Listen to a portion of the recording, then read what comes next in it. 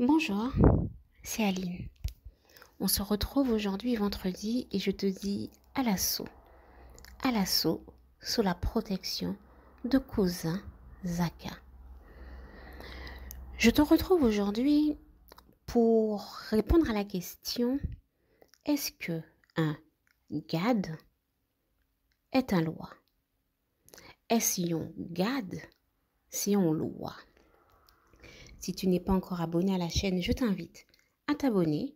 N'hésite pas à partager afin de faire découvrir la chaîne, à mettre un like, un commentaire, si le cœur t'en dit. Est-ce qu'un GAD, c'est un loi? Il y a deux versions.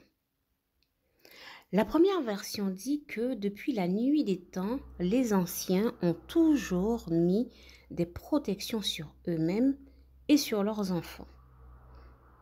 La deuxième version dit que c'est depuis la traversée des esclaves à Saint-Domingue qu'il y a eu une catégorie d'esclaves que l'on appelle les marrons.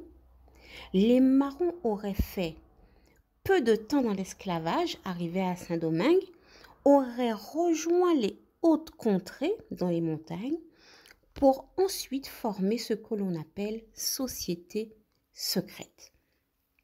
Si tu t'intéresses au culte, tu en as déjà entendu parler. On les appelle aussi sociétés sacrées. Cette société sacrée aurait mis des gades sur chaque personne qui ferait partie de la société. C'est pour cela qu'on retrouve gad société. Le gad est une énergie qui ne t'appartient pas de naissance.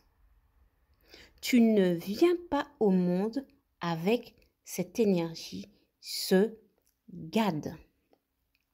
C'est quelque chose que l'on met sur toi et en toi.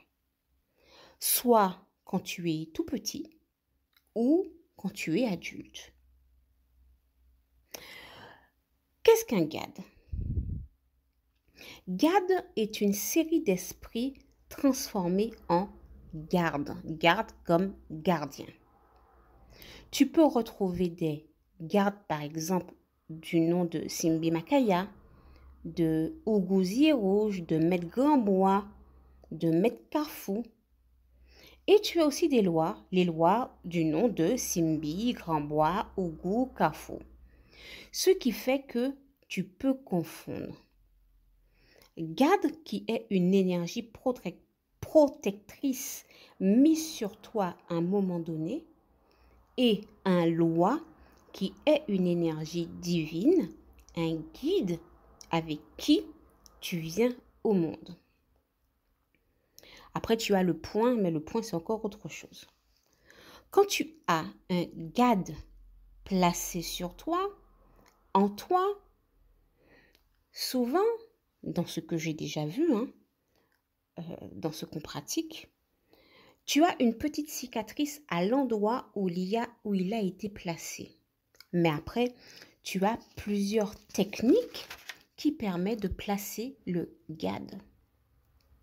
Celle que je te partage, c'est celle que je connais forcément. Un gad est donc placé sur toi et en toi. Un gad est déjà...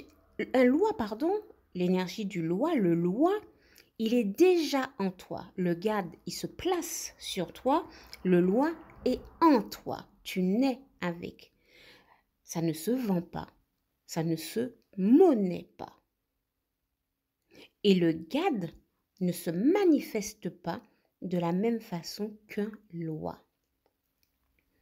Gad est là pour la protection uniquement.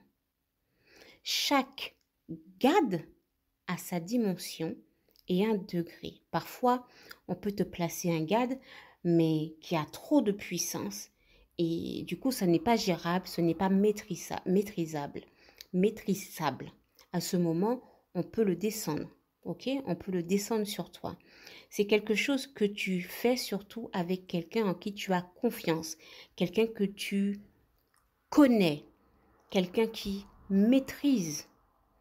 Ça ne se fait pas avec quelqu'un que tu découvres sur les réseaux du jour au lendemain, que tu ne connais pas.